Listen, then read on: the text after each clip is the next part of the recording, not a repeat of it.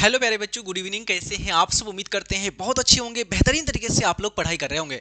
प्यारे बच्चों, आज के इस क्लास में हम लोग हिस्ट्री बीए फर्स्ट सेमेस्टर का दूसरा यूनिट का अध्ययन करने वाले हैं। इससे पहले हमने यूनिट 1 को बेहतरीन तरीके से पढ़ा दिया था। प्यारे बच्चों, अगर आपने नहीं देखा है तो प्लेलिस्ट में जाकर के जरूर देख लीजिएगा। आज के इस क्लास में हम लोग यूनिट 2 को जैसे पढ़ेंगे प्यारे बच्चों, किस प्रकार से पढ़ेंगे, तो जिस प्रकार से हमने यूनिट 1 को पढ़ा था कि समझते हुए क्वेश्चंस के साथ हम लोग पढ़ने वाले हैं, तो इसी प्रकार से आज हम लोग करने वाले हैं यूनिट 2 को बेहतरीन तरीके से, अच्छी तरह से लास्ट तक जरूर देखिएगा। चलिए तो शुरू करते हैं प्यारे बच्चों इसको पढ़ना। पहला आपका आ रहा है कि प्राचीन भारत में भाषा के विकास पर प्रकाश डालें। आप लिख करके ले लीजिए, एग्जाम देने जाइएगा, एक क्वेश्चन भाषा से रहेगा। आपको क्वेश्चन हो सकता है कि रहेगा कि भाषा के विकास पर प्रकाश डालिए, या रहेगा कि ब्राह्मी भाषा का विकास कैसे हुआ, ब्राह्मी लिपि का, उसके बाद आपका संस्कृत भाषा का विकास कैसे हुआ, पाली भाषा का विकास कैसे हुआ, प्राकृत भाषा का विकास कैसे हुआ। इस प्रकार से आपको एक क्वेश्चन हर बार रहता है, इसलिए आप लोग अच्छा से ध्यानपूर्वक तरीके से सारी चीजों को समझने का, सुनने का प्रयास कीजिएगा प्यारे बच्चों। तो यहां पर क्वेश्चन आपको आया है कि प्राचीन भारत के भाषाओं का विकास पर प्रकाश डालने बोल रहा है। तो प्यारे बच्चों, अगर बात करें प्राचीन भारत के बारे में हम लोग अगर यहां पर, तो स्टार्टिंग टाइम पीरियड में प्यारे बच्चों, यहां पर जब आपका वैदिक सभ्यता की शुरुआत होती है, तो वैदिक सभ्यता में आपको कौन सी भाषा का विकास देखने को मिलेगा? संस्कृत भाषा का विकास देखने को मिलेगा, है ना। संस्कृत भाषा, जो भी आपके वेद हैं, है ना, चाहे वो आपका, है ना, 4 टोटल वेद है ना, इसमें आपका ऋग्वेद है, इसके बाद आपका यजुर्वेद है ना, यजुर्वेद है, उसके बाद आपका सामवेद हैं, फिर उसके बाद आपका अथर्ववेद हैं। ये जितने भी वेद हैं प्यारे बच्चों, ये चारों का चारों जो वेद हैं प्यारे बच्चों, ये आपका संस्कृत भाषा में, किस भाषा में? संस्कृत भाषा में। इसी के साथ साथ जो आपके उपनिषद हैं, है ना, जो आपके उपनिषद हैं प्यारे बच्चों, टोटल कितने उपनिषद हैं? 108।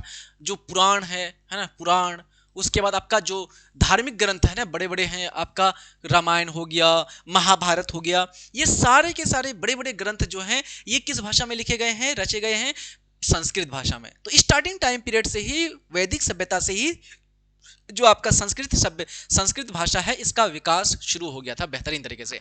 कहा जाता है कि संस्कृत जो भाषा है, इसको प्यारे बच्चों देववाणी कहा गया। क्या कहा गया? देववाणी, यानी कि देवताओं की वाणी। क्या कहा गया? देवताओं की वाणी कहा गया इसको, ठीक है, यानी कि ईश्वर की बोली, ईश्वर की भाषा। क्यों? क्योंकि जितने भी बड़े बड़े ग्रंथ हैं, धार्मिक बातें हैं, वो आपका संस्कृत भाषा में आपको देखने को मिलते हैं। फिर इसके बाद प्यारे बच्चों क्या होता है? संस्कृत भाषा का विकास के बाद फिर आपको देखने को मिलता है, संस्कृत भाषा से ही आपका बनता है। ये तो जो संस्कृत भाषा थी, ये भाषा नॉर्मली रूप से उन लोगों के द्वारा, यानी कि जैसे पंडित हो गया, पुरोहित हो गया, जो धार्मिक बड़े बड़े लोग होते थे, वो लोग प्रयोग करते थे। अब जो साधारण लोग होते थे, है ना, जो साधारण लोग होते थे, जो आम खास लोग होते थे, है ना, पशु चराने वाला, उसके बाद कृषि करने वाला, व्यापारी वर्ग, ये संस्कृत नहीं बोलते थे। ये क्या, कौन सी भाषा बोलते थे? तो प्यारे बच्चों, जो साधारण लोग होते थे, ये प्रमुख से प्राकृत भाषा का प्रयोग करते थे। कौन सी भाषा? प्राकृत भाषा। तो एक हो गया आपका संस्कृत भाषा, ये आपका धीरे धीरे विकसित होने लगा, और दूसरी तरफ इसी के समानांतर आपका प्राकृत भाषा का भी विकास हुआ। फिर प्यारे बच्चों, प्राकृत भाषा के बाद इस भाषा से निकला आपका 2 भाषा, ये एक भाषा, इससे निकला आपका पाली भाषा। कौन सी भाषा? पाली भाषा।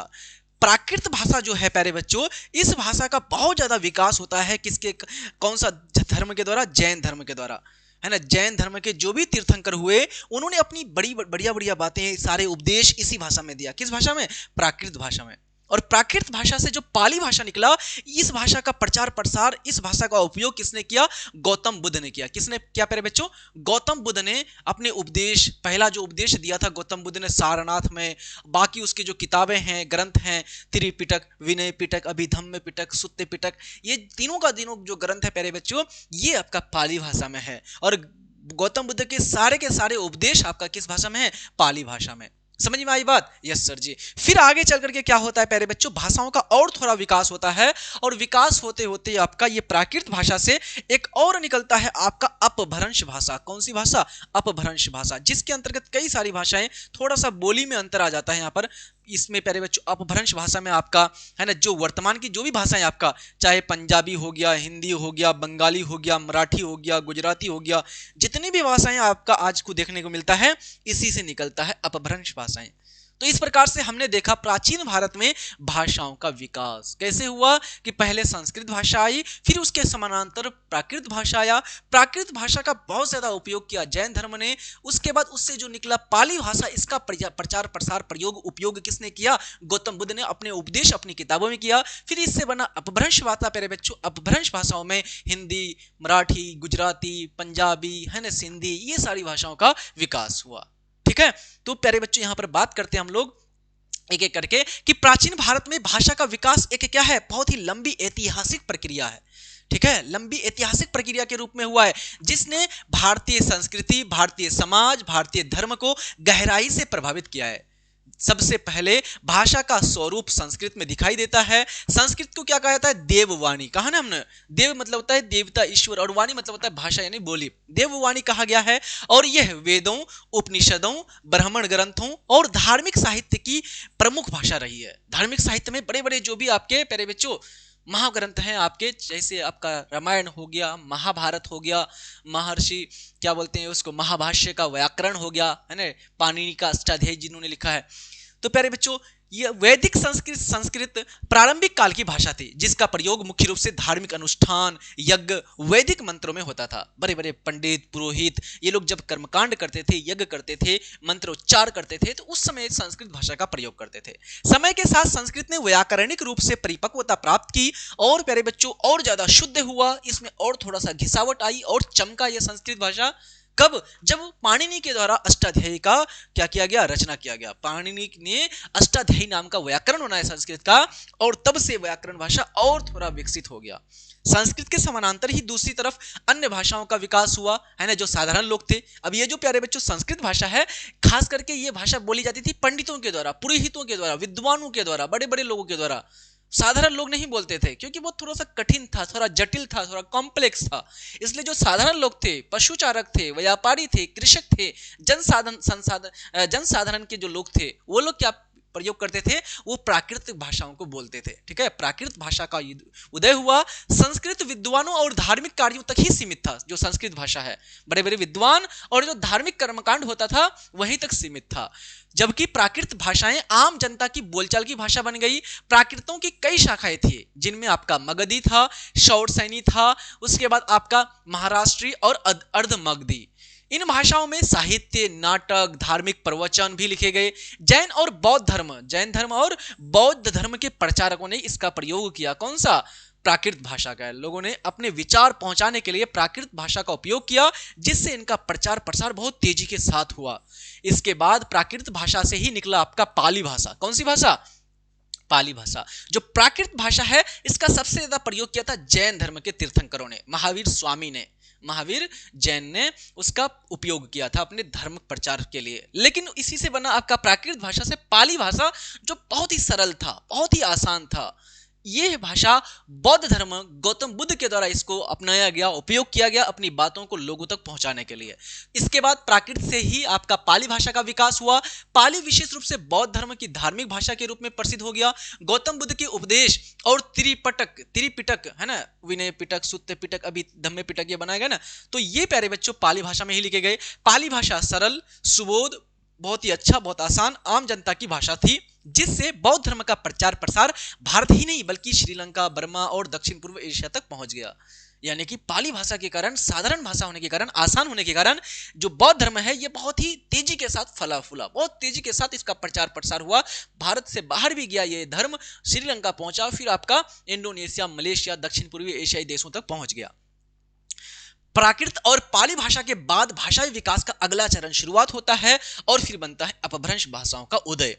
नई भाषाएं आती है। अपभ्रंश भाषाएं प्राकृत से ही विकसित होता है, प्राकृत भाषा से। बस यहां पर थोड़ा सा बोली थोड़ा सा अलग हो जाएगा, प्राकृत भाषा से ही, लेकिन इसमें स्थानीय बोलियों का प्रभाव था, स्थानीय क्षेत्रीय प्रभाव था इसमें ज्यादा, है ना। अपभ्रंश काल में कई साहित्यिक रचनाएं हुई जिन्होंने आधुनिक भारतीय भाषाओं की नींव रखी, और इन्हीं अपभ्रंश भाषाओं से नया नया भाषा निकला। कौन सी? हिंदी निकला, हिंदी बना, बंगाली, मराठी, गुजराती, उड़िया, पंजाबी, जो भी आज की वर्तमान की आधुनिक भाषाएं हैं भारत में, ये सारी की सारी भाषाएं अपभ्रंश भाषाओं से निकला। और अपभ्रंश भाषा किससे बना? आपका प्राकृत भाषा से। ठीक, आधुनिक भारतीय भाषाओं का निर्माण हुआ। इस तरह प्राचीन भारत में भाषा का विकास वैदिक संस्कृत से शुरू होकर के प्राकृत, पाली, अपभ्रंश और फिर आधुनिक भाषाओं तक पहुंचा। इस प्रकार से हमने देखा कि प्राचीन भारत से लेकर के वर्तमान तक कैसे भाषाओं का विकास हुआ।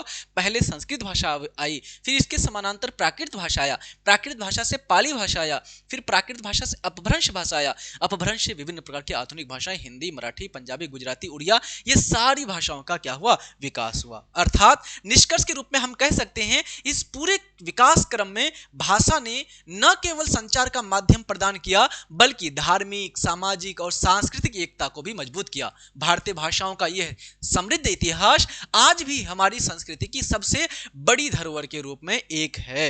समझ में आई बात? यस सर जी। अब हम लोग बात करते हैं प्यारे बच्चों, दूसरा हमारा क्वेश्चन है संस्कृत भाषा। आपको क्वेश्चन के रूप में पूछा जा सकता है संस्कृत भाषा के उद्भव पर, इसकी उत्पत्ति पर प्रकाश डालिए विस्तार से कि किस प्रकार से संस्कृत भाषा का विकास होता है, उद्भव होता है। तो प्यारे बच्चों संस्कृत भाषा का हमने बता ही दिया आपको नॉर्मली रूप से। संस्कृत भाषा जो है आपका, जो आपकी संस्कृत भाषा है प्यारे बच्चों, इसके बारे में हमने क्या कहा कि संस्कृत भाषा जो है ये वैदिक सभ्यता से लगभग आपको देखने को मिलेगा। वैदिक सभ्यता में जो वेदों का रचना होता है ना, उपनिषद, ब्राह्मण ग्रंथ है ना, व्याकरण, ये सारे बनते, इसमें संस्कृत भाषा का यहाँ पर उपयोग आपको देखने को मिलेगा। ठीक आगे जाकर के प्यारे बच्चों जो बड़े बड़े है ना ग्रंथ, महाग्रंथ, धार्मिक ग्रंथ रचे जाते हैं, जैसे कि महर्षि वेद व्यास के द्वारा महाभारत की रचना किया जाता है ना, महाभारत की रचना, तो महाभारत आपको देखने को मिलेगा किसमें, संस्कृत भाषा में। फिर उसके बाद महर्षि वाल्मीकि के द्वारा रामायण की रचना, तो ये रामायण भी आपको देखने को मिलेगा संस्कृत भाषा में। फिर आगे जाकर के प्यारे बच्चों जब गुप्त साम्राज्य आएगा तो गुप्त साम्राज्य के समय, गुप्त वंश के समय आपका जो संस्कृत भाषा है ये ज्यादा विकसित होगा, बहुत तेज गति से विकास करेगा आपका संस्कृत भाषा। यहाँ पर आपका कालिदास है ना, कालिदास बड़ी भूमिका निभाएगा संस्कृत भाषा के विकास पर। समझ में आ रही बात? तो संस्कृत भाषा एक तरह से बहुत पुरानी और सबसे प्राचीनतम ये भाषा है आपका, लेकिन शुरुआती काल में इसका प्रयोग केवल और केवल धार्मिक कर्मकांड, वेद और उच्चारण, मंत्र उच्चार के लिए प्रयोग करते थे। पुरोहित, पंडित लोग इसका प्रयोग करते थे, ब्राह्मण लोग प्रयोग करते थे, जिसके कारण साधारण लोग इसको बोल नहीं पाते थे, वो प्राकृत भाषा का प्रयोग करते थे। ठीक है, चलिए बात करते हैं, इस क्वेश्चन को देखते हैं कि संस्कृत भाषा भारत की सबसे प्राचीनतम और सबसे समृद्ध भाषाओं में से एक है। इसे देववाणी अर्थात देवताओं की भाषा कहा गया। देव मतलब ईश्वर, वाणी मतलब बोली यानी भाषा, ईश्वर की भाषा है ना, देवता की भाषा। भारतीय संस्कृति, धर्म, दर्शन और साहित्य में संस्कृत का बहुत ज्यादा महत्वपूर्ण स्थान है। इसका उद्भव वैदिक काल से जुड़ा हुआ है। किस काल में शुरू हुआ? वैदिक काल। तो पहला आपका इसकी उत्पत्ति की बात करते हैं अगर, तो प्यारे बच्चों इसकी उत्पत्ति होती है वैदिक काल में। वैदिक काल में आपका एक होता है ऋग्वैदिक कल्चर यानी ऋग्वैदिक सभ्यता, और एक होता है आपका उत्तर वैदिक सभ्यता। जो ऋग्वैदिक सभ्यता है प्यारे बच्चों ये 1500 से लेकर के 1500 ईसा पूर्व से लेकर के आपका 1500 से लेकर के 1000 ईसा पूर्व के बीच चलता है आपका उत्तर ऋग्वैदिक सभ्यता। फिर आपका होता है उत्तर वैदिक सभ्यता। जो उत्तर वैदिक सभ्यता है प्यारे बच्चों ये आपका चलता है कब से कब तक? 1000 ईसा पूर्व से लेकर के 1000 ईसा पूर्व से लेकर के 600 ईसा पूर्व तक चलता है आपका, है ना, उत्तर वैदिक, है ना, 600 आपका बीसी तक चलता है उत्तर वैदिक सभ्यता। तो ऋग्वैदिक सभ्यता में आपका जो ऋग्वेद का क्या होता है, रचना होता है, और उत्तर वैदिक सभ्यता में, उत्तर वैदिक काल में प्यारे बच्चों आपका चलता है क्या? यजुर्वेद हो गया, सामवेद हो गया, अथर्ववेद हो गया, उपनिषद हो गया, ब्राह्मण ग्रंथ हो गए, ये सारे ग्रंथों की रचना होती है उत्तर वैदिक काल में। तो यहां पर आपको संस्कृत का विकास, संस्कृत की उत्पत्ति देखने को मिलेगा। तो संस्कृत भाषा का सबसे पुराना जो है ये आपका वैदिक संस्कृति कहलाता है। इसका प्रयोग लगभग 1500 ईसा पूर्व में हुआ था। इस समय लोग वेदों का पाठ करते थे, मौखिक परंपरा द्वारा पीढ़ी दर पीढ़ी आगे बढ़ाते थे। कोई छपाई खाना नहीं था, लिखने का कोई यहाँ पर कलम कागज ये सब नहीं था, इसलिए बोल बोल करके, सुन करके आगे पहुंचाते थे। एक को दूसरे को बताया, है ना, दादाजी ने अपने बेटे को बताया, फिर बेटे ने अपने संतान को बताया, फिर अपना संतान को बताया, पीढ़ी दर पीढ़ी आगे मौखिक रूप से याद करके रखा गया। फिर बाद में जाकर के जब लेखन कला आया तब लिखा गया। ठीक, तो ऋग्वेद जो चारों वेदों में सबसे प्राचीनतम वेद है, संस्कृत भाषा के सबसे पुराने रूप में रचा गया है। ठीक, संस्कृत का विकास क्रम की बात करते हैं तो समय के साथ वैदिक संस्कृत में परिवर्तन आया और यह धीरे धीरे संस्कृत, है ना, संहिता कालीन और शास्त्रीय संस्कृत के रूप में विकसित हुई। वैदिक संस्कृत और शास्त्रीय संस्कृत में व्याकरण, उच्चारण, शब्दावली में कुछ भिन्नताएं, यानी प्यारे बच्चों ये जो ऋग्वेद में जो संस्कृत भाषा थी वो बहुत ही जटिल, बहुत ही कॉम्प्लेक्स था, लेकिन अब धीरे धीरे क्या हुआ प्यारे बच्चों, आगे जाकर के इसमें थोड़ा सा निखार आया, थोड़ी सी सरलता आई, ठीक है, थोड़ा सा उच्चारण में परिवर्तन आया, शब्दावली में चेंजिंग आया, लेकिन दोनों का मूल एक ही है। आगे बात करते हैं, फिर एक बड़ा विद्वान आता है, उसका नाम है क्या नाम है, पाणिनि। और पाणिनि के द्वारा प्यारे बच्चों, पाणिनि के द्वारा अष्टाध्यायी का रचना रचा जाता है। पाणिनि किसके रचनाकार हैं, अष्टाध्यायी। अष्टाध्यायी क्या है, ये व्याकरण है जिसके माध्यम से संस्कृत भाषा को आप आसानी से समझ सकते हैं, ठीक है। तो पाणिनि का जो अष्टाध्यायी है, ये जो है संस्कृत भाषा के विकास पर बहुत ज्यादा प्रभाव डाला। तो संस्कृत भाषा को एक निश्चित और एक शुद्ध रूप देने का सबसे बड़ा श्रेय जो दिया जाता है महान व्याकरणाचार्य किसको, पाणिनि को। उन्होंने 4वीं शताब्दी ईसा पूर्व में अष्टाध्यायी का क्या किया था, रचना रचा था। क्या किया था, इनको रचना किया था। और इस ग्रंथ में उन्होंने संस्कृत भाषा के नियमों को व्यवस्थित रूप से प्रस्तुत किया। पाणिनि की व्याकरण पद्धति इतनी वैज्ञानिक थी कि आज भी उसकी प्रशंसा विश्व भर में की जाती है। आ रही बात समझ में, यानी कि जो आपकी संस्कृत भाषा है इसको शुद्धतम रूप प्रदान किसने किया, पाणिनि ने किया। पाणिनि ने कौन सी किताब की रचना किया था, अष्टाध्यायी, जिसमें प्रॉपर तरीके से संस्कृत का व्याकरण की बात की गई, ठीक है। आगे बात करते हैं संस्कृत का प्रयोग और प्रसार, कैसे इसका प्रयोग होता है और प्रसार होता है। तो संस्कृत जो भाषा है इसका प्रयोग जितने भी आप धार्मिक ग्रंथ उठा लीजिए, चाहे वेद हो, उपनिषद हो, ब्राह्मण ग्रंथ हो, पुराण हो, स्मृति हो, महाभारत हो, रामायण हो, सारे धार्मिक ग्रंथों में आपको देखने को मिलेगा। खास करके हिंदू धर्म के, बौद्ध धर्म, जैन धर्म का देखने को नहीं मिलेगा, क्योंकि उसमें पाली और प्राकृत भाषा का प्रयोग हुआ है, ठीक। तो संस्कृत भाषा का प्रयोग केवल धार्मिक ग्रंथों में ही नहीं, बल्कि दर्शन, ज्योतिष, गणित, साहित्य, चिकित्सा, राजनीति, कला में भी हुआ है। उपनिषद हो गया, महाकाव्य के रूप में रामायण हो गया, महाभारत हो गया, स्मृतियां, मनु स्मृति, याज्ञवल्क्य स्मृति, पुराण, नाटक के जैसे कि अभिज्ञान शाकुंतलम है ना, कालिदास का अभिज्ञान शाकुंतलम, ये सारे संस्कृत में ही लिखे गए हैं। संस्कृत भाषा ने बौद्ध और जैन धर्म के ग्रंथों को भी प्रभावित किया, संस्कृत भाषा ने इसको भी अच्छा खासा प्रभावित किया, ठीक है। आगे बात करते हैं संस्कृत का प्रभाव क्या है प्यारे बच्चों। प्रभाव की बात करते हैं तो संस्कृत ने भारत की लगभग सभी आधुनिक भाषाओं को गहराई से प्रभावित किया है। हिंदी हो, मराठी, बंगाली, गुजराती, उड़िया, नेपाली आदि भाषाओं में संस्कृत के अनेक शब्द और व्याकरणिक रूप पाए जाते हैं। बहुत सारे शब्द हैं जो लिए गए हैं, उधार लिए गए हैं, कहां से, संस्कृत भाषा से, ठीक है। यस सर जी, संस्कृत ने न केवल भारत में बल्कि दक्षिण पूर्व एशिया के कई देशों की भाषाओं और संस्कृति को भी प्रभावित किया। इस प्रकार हम कह सकते हैं कि संस्कृत भाषा का उद्भव वैदिक काल में हुआ और पाणिनि जैसे व्याकरणाचार्यों ने इसे शुद्ध और व्यवस्थित रूप दिया। यह भाषा भारतीय संस्कृति की क्या बन गई, आत्मा मानी जाती है। संस्कृत ने भारत की भाषाओं, साहित्य और ज्ञान को एक क्या दिया, सही दिशा दिया, एक रूप दिया, और आज भी इसका सांस्कृतिक एवं शैक्षिक महत्व बना हुआ है, ठीक है। अगला क्वेश्चन लेते हैं हमारा प्यारे बच्चों कि भारतीय कला की विशेषताओं का वर्णन करें।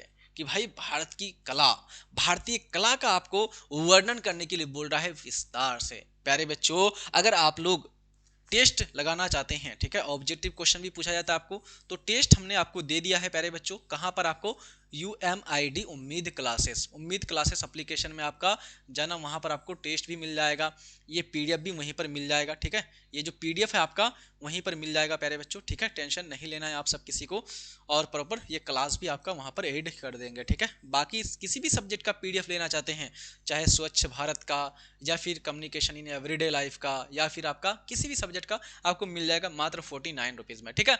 भारतीय कला की विशेषताओं का वर्णन करें, तो बात करते हैं हम लोग प्यारे बच्चों कि भारतीय कला विश्व की सबसे प्राचीन और समृद्ध कलाओं में से एक मानी जाती है। क्यों? क्योंकि भारत की सभ्यता ही सबसे प्राचीनतम सभ्यता है। 2600 ईसा पूर्व, आज से 2600 BC में ही सिंधु घाटी की सभ्यता हो गई। आ रही बात समझ में? फिर कंटिन्यूअसली आपका ऋग्वैदिक सभ्यता, उत्तर वैदिक काल, फिर महाजनपद का काल, फिर मौर्य काल, है ना, एक से एक आपको देखने को मिलेगा।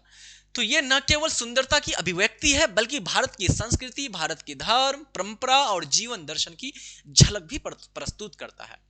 भारतीय कला की शुरुआत प्रागैतिहासिक काल की गुफा चित्रों से ही प्राप्त होती है और समय के साथ यह विविध यानी अलग अलग रूपों में विकसित होती गई। इसकी कुछ मुख्य विशेषताएं इस प्रकार है। चलिए देखते हैं भारतीय कला की विशेषताएं क्या क्या है। पहला आपका विशेषता है धार्मिक एवं आध्यात्मिकता। यानी प्यारे बच्चों, भारत की जो कला है, आप कोई भी चित्रकला देखिए या कोई भी स्थापत्य कला देखिए, आपको उसमें धार्मिक, कुछ ना कुछ धार्मिक रूप देखने को मिलेगा, आपको अध्यात्म की चीजें देखने को मिलेगा आपको। आ रही बात समझ में? तो खास करके भारतीय कला का एक प्रमुख आधार धर्म और आध्यात्मिक विचार है। मंदिरों की मूर्तियां ले लीजिए, चित्रकला ले लीजिए या फिर स्थापत्य कला ले लीजिए, इसमें आपको क्या देखने को मिलेगा? देवी देवता, बुद्ध, जैन, तीर्थंकर, अन्य धार्मिक प्रतीकों का चित्र देखने को मिलता है। इसलिए ज्यादा थोड़ा सा फोकस है धर्म पर, ठीक है। यहां पर आपको कला के माध्यम से आध्यात्मिक संदेश और धार्मिक भावनाएं जन जन तक पहुंचाई गई, है ना। कहीं पर बनाया गया मैंने बौद्ध की मूर्ति, गौतम बुद्ध की मूर्ति, महावीर जैन की मूर्तियां, बाकी अन्य देवताओं की मूर्तियां, है ना। उसमें अलग अलग एक दिखाया गया कि ये गुरु है, इसके साथ यहाँ पर, है ना, उसका शिष्य है, इससे वरदान ले रहा है, भिक्षा ले रहा है, इस तरह का दिखा करके अध्यात्म की चीजें, अध्यात्म की बातें बताई जाती है, ठीक है। दूसरा आपका प्यारे बच्चों, प्रतीकात्मकता। प्रतीकात्मकता का मतलब क्या हुआ कि भाई आपको प्रतीक, चिन्ह, संकेत, ये सब का आपको देखने को मिलेगा, है ना। कहीं पर कमल का फूल, कहीं पर त्रिशूल, कहीं पर आपका कोई ना कोई चिन्ह के माध्यम से आपको यहाँ पर कुछ ना कुछ बताने का प्रयास करते हैं। भारत की कला का ये आपका खूबी है। तो भारतीय कला में भाव और विचारों को व्यक्त करने के लिए प्रतीकों का प्रयोग किया गया है। जैसे कमल शुद्धता का प्रतीक है, तो कमल का फूल आपको, है ना, कमल का फूल आपको देखने को मिलता है। आ रही बात समझ में? बन जाएगा? यस सर जी बन जाएगा, क्या बात है, बन गया, ठीक है।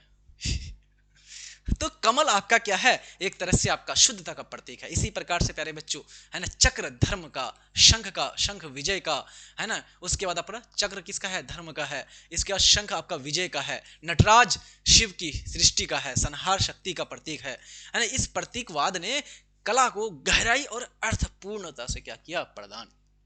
देखते हैं ना, अशोक स्तंभ 4 शेर दिखा रहा है, दहाड़ रहा है, शक्ति का प्रतीक चक्र। समझ में आई बात?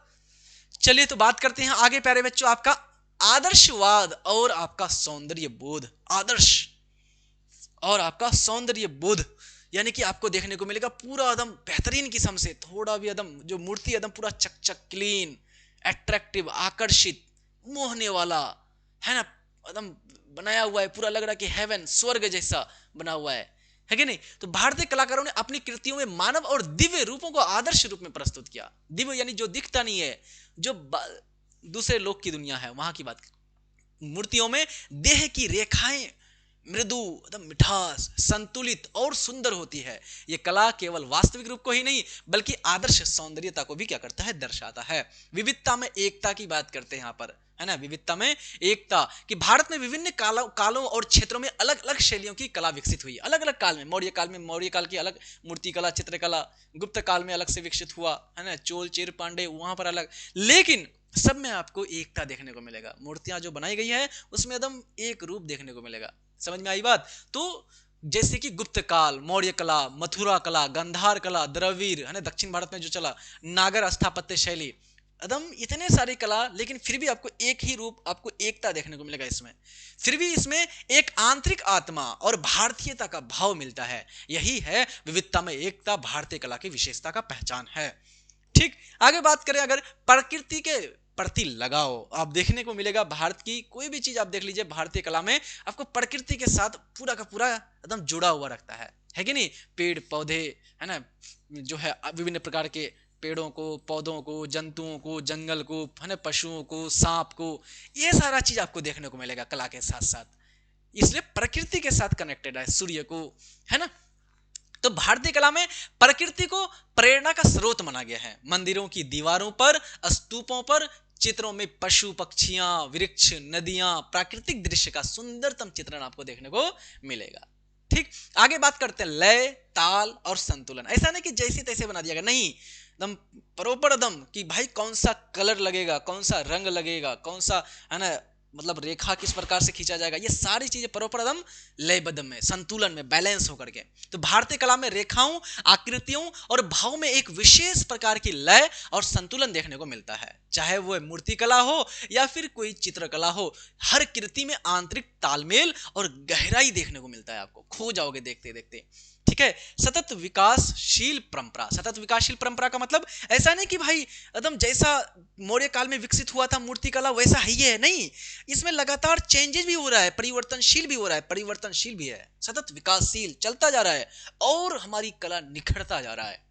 तो बात करें भारतीय कला ने समय के साथ अनेक परिवर्तन स्वीकार भी किए, लेकिन अपनी मूल भावना को कभी नहीं खोया। ऐसा नहीं कि फिर पूरा का पूरा खो ही दिया, नहीं, मूल कला को नहीं खोया कभी। वैदिक काल से लेकर के आधुनिक काल तक इसमें निरंतर प्रगति आया, एकदम विकास हुआ और नए नए विचार इसमें शामिल हुए, नवाचार होता रहा। ठीक है, इस प्रकार से हम बात कर सकते हैं कि भारत की जो कला है, इसकी ये भारत की जो कला है बहुत ही गहराई वाली कला है, लयबद्ध है, संतुलित है, प्रतीकात्मक है, विभिन्न प्रकार के प्रतीकों के माध्यम से आपको चीजें बताता है, आध्यात्मिक है ना, मोक्ष की प्राप्ति और आत्मा परमात्मा परिलोक ये सब चीज को दिखाता है।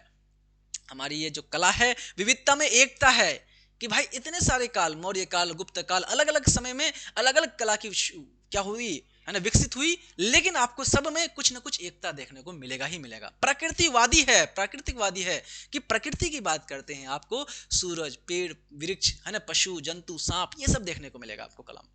तो भारतीय कला की विशेषता उसकी गहराई, प्रतीकात्मक, आध्यात्मिकता और विविधता में निहित है। यह केवल सौंदर्य की अभिव्यक्ति नहीं बल्कि भारतीय संस्कृति का क्या है, जीवंत दस्तावेज है, जो आज भी विश्व को क्या करती है, आकर्षित करता है और गौरव का कारण बना हुआ है। ठीक है, आगे बात करते हैं, अगला क्वेश्चन लेते हैं आपका प्यारे बच्चों। क्वेश्चन है, प्राचीन भारत में शिक्षा के प्रसार में तक्षशिला विश्वविद्यालय के योगदान का वर्णन कीजिए। प्यारे बच्चों आप लिख लीजिए, आपको क्वेश्चन पूछा जाएगा एग्जाम में। क्या पूछा जाएगा?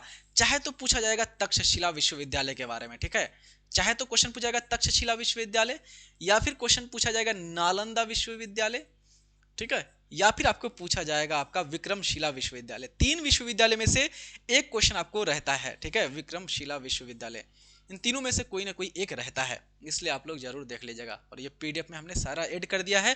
यहाँ पर मैं दो विश्वविद्यालय के बारे में बता दूंगा आपको, एक तो तक्षशिला विश्वविद्यालय और एक विक्रमशिला विश्वविद्यालय, बाकी आपको पीडीएफ में वहां पर अटैच कर दिए हैं नालंदा विश्वविद्यालय के बारे में। समझ में आई बात? यस सर जी। तो बात करते हैं हम लोग कि प्राचीन भारत में प्यारे बच्चों जो आपका तक्षशिला विश्वविद्यालय किस प्रकार से योगदान दिया यहाँ पर आपका शिक्षा में, बहुत बड़ा योगदान दिया। चंद्रगुप्त मौर्य को जो सलाहकार था उसका, जो बहुत ही ज्ञानी विद्वान था, आज बोलते हो ना अमित शाह चाणक्य है बीजेपी का, भारत का, उसी प्रकार से आपका मौर्य वंश का स्थापना करने में चंद्रगुप्त मौर्य का सहायता किया था चाणक्य ने। किसने? कौटिल्य ने, जिसको विष्णुगुप्त के नाम से जाना जाता है, जिन्होंने लिखा था अर्थशास्त्र, पूरे मौर्य प्रशासन के बारे में उन्होंने चर्चा किया उसमें। तो प्यारे बच्चों क्या है, उन्होंने भी पढ़ाई किया था यहीं से, तक्षशिला से। तक्षशिला कहां पड़ता है प्यारे बच्चों? तो यह महाजनपद हुआ करता था यहाँ पर आपका, है ना, ये पाकिस्तान हुआ, ये आपका अफगानिस्तान। तो यहाँ अफगानिस्तान में एक महाजनपद हुआ करता था गंधार, गंधारी प्रदेश, और इसी की राजधानी हुआ करता था पाकिस्तान में पड़ता है तक्षशिला, तक्षशिला विश्वविद्यालय, यूनिवर्सिटी। समझ में आ रही बात? बहुत बड़ा विश्वविद्यालय था। तो प्राचीन भारत में शिक्षा का प्रसार विश्व भर में प्रसिद्ध था और इस क्षेत्र में तक्षशिला विश्वविद्यालय का योगदान अत्यंत महत्वपूर्ण रहा है। तक्षशिला केवल एक शिक्षा का केंद्र ही नहीं था, बल्कि यह विद्या, संस्कृति और ज्ञान का विश्व स्तरीय केंद्र था, वर्ल्ड लेवल का केंद्र था, सेंटर था, जहां देश विदेश से विद्यार्थी शिक्षा प्राप्त करने के लिए आते थे। सबसे पहले बात करते हैं स्थापना और ऐतिहासिक पृष्ठभूमि की। तो अगर प्यारे बच्चों स्थापना की बात करते हैं तो इसकी स्थापना, तक्षशिला विश्वविद्यालय की स्थापना जो है 7वीं शताब्दी ईसा पूर्व में माना जाता है। कब? 7वीं शताब्दी ईसा पूर्व। और यह वर्तमान में पाकिस्तान के रावलपिंडी, वहां पर एक जिला है रावलपिंडी, एक्सप्रेस बोलते हैं ना, रावलपिंडी जिले में स्थित था। तक्षशिला भारत का सबसे पुराना विश्वविद्यालय माना जाता है। बौद्ध ग्रंथों में भी इसका उल्लेख मिलता है। महाभारत काल में भी इसका उल्लेख एक प्रसिद्ध शिक्षा केंद्र के रूप में हुआ है। महाभारत का जो काल है, महाभारत काल है ना, जिसमें महाभारत के युद्ध के बारे में चर्चा मिलता है, आपको कौरव और पांडव के बीच लड़ाई के बारे में चर्चा मिलता है, तो वहां पर भी आपको देखने को मिलेगा। ठीक है, इसके बारे में चर्चा विस्तार से बात करते हैं। विविध विषयों की शिक्षा, यानी प्यारे बच्चों यहां पर आपको हर तरह का ज्ञान दिया जाता था, शिक्षा प्रदान किया जाता था लोगों को, चाहे वो आपका राजनीति से हो, चाहे वो आपका चिकित्सा से जुड़ा हो, चाहे आपका भाषा से संबंधित हो, चाहे विज्ञान से हो, टेक्नोलॉजी तकनीक से हो, गणित से हो, है ना, ये आपका इतिहास, मतलब सभी प्रकार के विषयों का यहाँ पर ज्ञान दिया जाता था।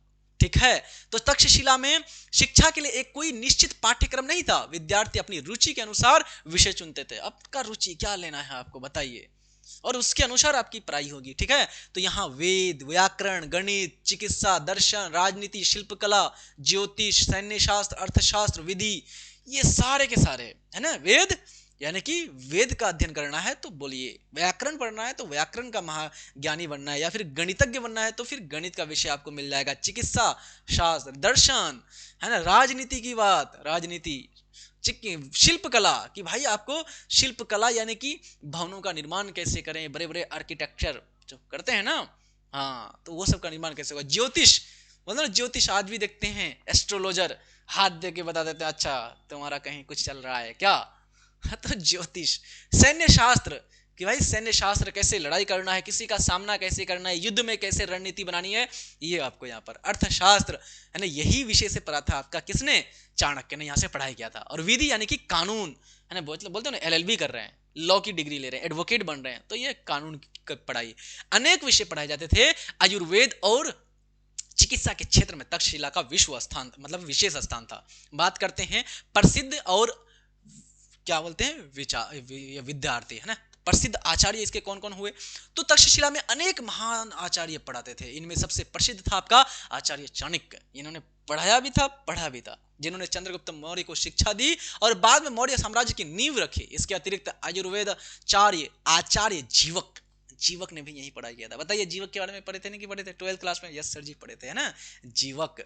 तो आचार्य जीवक ने भी पढ़ाई किया था, जो कौन था, गौतम बुद्ध का निजी वैद्य था, बिंबिसार ने भेजा था, है ना, इसको डॉक्टर बना करके, प्राइवेट इसका पर्सनल डॉक्टर था। उन्होंने भी तक्षशिला में ही क्या किया था, शिक्षा प्राप्त किया था। अंतरराष्ट्रीय ख्याति की बात करते हैं, पूरे विश्व लेवल पर फेमस था, प्रसिद्ध था ये आपका तक्षशिला विश्वविद्यालय, पूरे सेंट्रल एशिया से लेकर के आपका पश्चिमी यूरोप तक।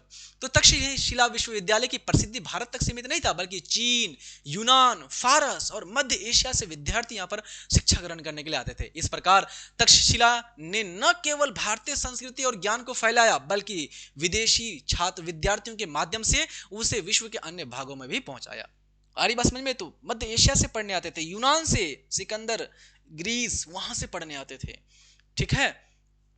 आगे बात करते हैं दक्षिण, है ना, शिक्षण पद्धति और अनुशासन। शिक्षण पद्धति कि भाई शिक्षण पद्धति कैसा था, तो गुरु शिष्य परंपरा, एकदम गुरु बैठते थे, चारों तरफ से शिष्य बैठते थे, फिर पढ़ाते थे।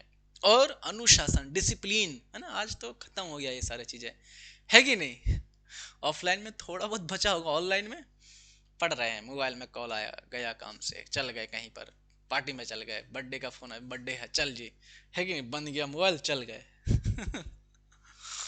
तो तक्षशिला में गुरु शिष्य परंपरा पर आधारित शिक्षा प्रणाली थी। विद्यार्थियों को कठोर अनुशासन, आत्मनिर्भरता, उच्च नैतिक मूल्यों का पालन करना पड़ता था। प्रवेश के लिए विद्यार्थियों को कठिन परीक्षा, आज देते हैं ना एंट्रेंस एग्जाम, हाँ, तो उस समय भी होता था, जैसे आज देते हैं आईआईटी, जेई, नीट, उस समय यहाँ प्रवेश के लिए, एडमिशन पाने के लिए एंट्रेंस एग्जाम देना पड़ता था, ठीक है। शिक्षा का माध्यम मुख्य रूप से क्या था, संस्कृत और पाली भाषा थी। किस भाषा में दिया जाता शिक्षा, तो शिक्षा जो यहाँ पर प्रदान किया जाता था संस्कृत भाषा में, और दूसरा आपका पाली भाषा में। यही पाली भाषा जो है गौतम बुद्ध ने उपयोग किया था अपने क्या करने के लिए, उपदेशों का, अपने उपदेश लोगों तक पहुंचाने के लिए, और विनय पिटक, सुत्त पिटक, अभिधम्म पिटक, इस सब की रचना करने के लिए, ठीक है।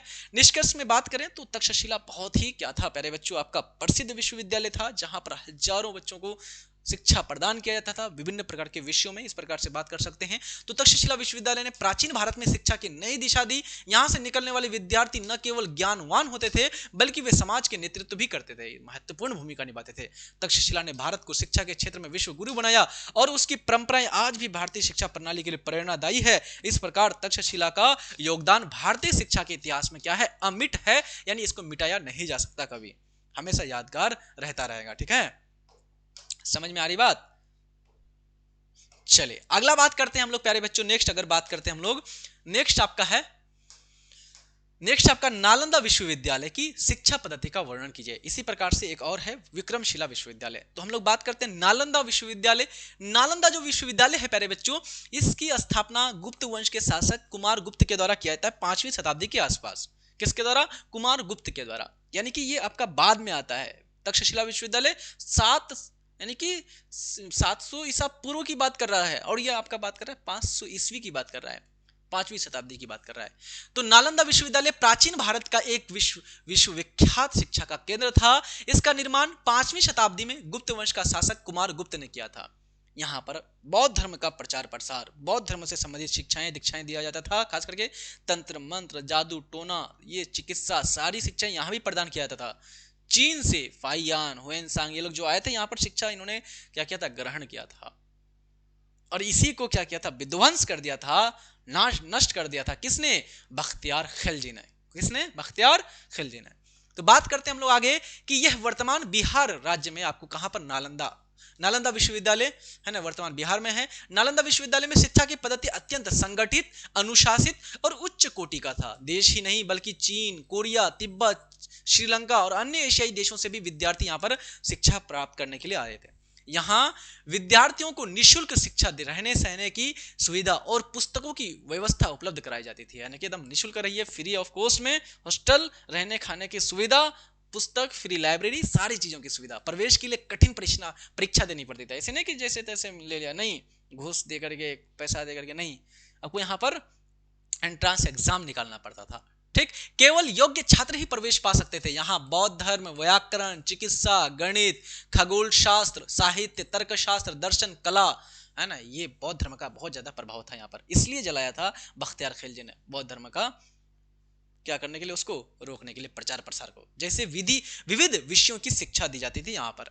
नालंदा विश्वविद्यालय की शिक्षा पद्धति गुरुकुल प्रणाली पर आती थी। गुरुकुल में जैसे होता है कि गुरु आपका पेड़ के नीचे बैठ गया, है ना, छांव के पेड़ के नीचे बैठ गया, और इसके चारों तरफ से बच्चे बाड़ लगा के बैठ गए, और यहाँ पर गुरु बोल रहे हैं और बच्चे सुन रहे हैं बढ़िया से। ठीक है, तो गुरुकुल प्रणाली पर था, मतलब पूरा खुला वातावरण में पढ़ते थे, है ना, प्रकृति से जुड़े हुए, प्रकृति से जुड़ा हुआ। शिक्षा के बीच सीधा संबंध होता था। शिक्षा केवल पुस्तक आधारित न होकर के वाद विवाद, डिस्कशन होता था, चर्चा होता था, है ना, प्रश्नोत्तर होता था, एक दूसरे से व्याख्यान करते थे। विद्यार्थी गहराई से अध्ययन करते थे और ज्ञान की वास्तविक समझ प्राप्त करते थे। यह विश्वविद्यालय पूरी तरह से आवासीय था, हॉस्टल था, यहाँ पर रहने सहने की सुविधा थी, खाने पीने की सुविधा थी। लगभग 10,000 विद्यार्थी और 1500 शिक्षक निवास करते थे। बताइए भाई, एक साथ 10,000 बच्चे रहते थे नालंदा विश्वविद्यालय। बाप रे। विद्यार्थियों के लिए इस बार हम गए थे घूमने के लिए। ठीक है, हम सोचे कि जाएंगे, मेरा एग्जाम था जहानाबाद में, तो हम गए थे जहानाबाद। फिर सोचे कि चलो वहां से बस पकड़ के चल जाते हैं घूमने के लिए, लेकिन एग्जाम मेरा खत्म हुआ थोड़ा लेट से, लगभग 2:30-3 बज गया। ठीक, और फिर जब निकले ना वहां से, बोला कि 2 बस चेंज करना पड़ेगा जहां मेरा सेंटर दिया था। 2 बस चेंज करेंगे, शाम होते होते 8-9 बजे पहुंचेंगे, शाम 7-8 बजे, बहुत मुश्किल हो जाएगा। तो फिर वापस पटना आ गए, वापस फिर घर आ गए। तो नसीब में नहीं था, चलो अगला बार जाएंगे फिर। ठीक है, ये विश्वविद्यालय पूरी तरह से आवासीय था, हॉस्टल था, 10,000 बच्चे पढ़ते थे, 1500 शिक्षक रहते थे। विद्यार्थियों के लिए अनुशासन, डिसिप्लिन और नियमों का सख्ती से पालन करवाया जाता था। पढ़ाई के साथ साथ नैतिक शिक्षा दिया जाता था, है ना, कि भाई बड़ों का आदर करना है, सम्मान करना है, माता पिता की सेवा करनी है, ये सारी बातें, नैतिक शास्त्र वाली बातें बताया जाता था। और साथ साथ में चरित्र पर, बिहेवियर पर, कैरेक्टर पर बहुत ज्यादा ध्यान दिया जाता था।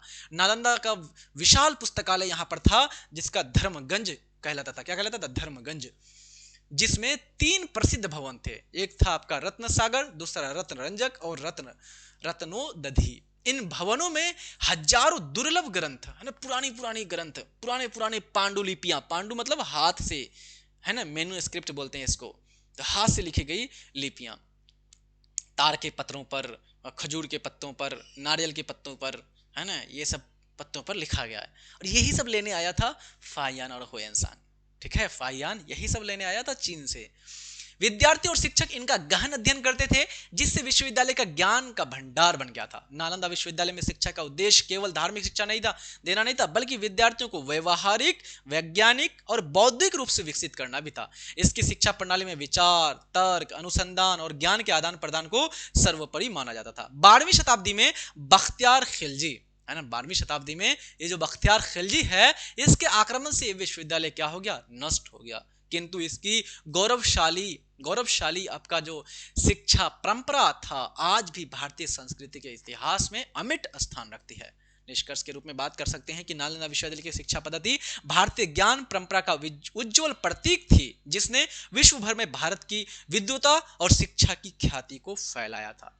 इस प्रकार से प्यारे बच्चों, हमने यूनिट 2 के जो भी महत्वपूर्ण क्वेश्चंस थे, हमने क्वेश्चंस को देखते हुए इस प्रकार से हमने चर्चा किया। इस प्रकार से यूनिट 2 के हमारे क्वेश्चंस होते हैं कंप्लीट यानी फिनिश। इसमें प्यारे बच्चों 3-4 और एक्स्ट्रा क्वेश्चन रहेगा, जैसे कि आपका हम आपको यहाँ पर तो डिस्कशन नहीं कराए, जैसे कि एग्जाम में ये क्वेश्चन भी पूछा जाता है, खरोष्टी जो है लिपि है या ब्राह्मी लिपि है ना, ये हो गया, या फिर पाली भाषा का विकास विस्तार से कहने के लिए बोलता है।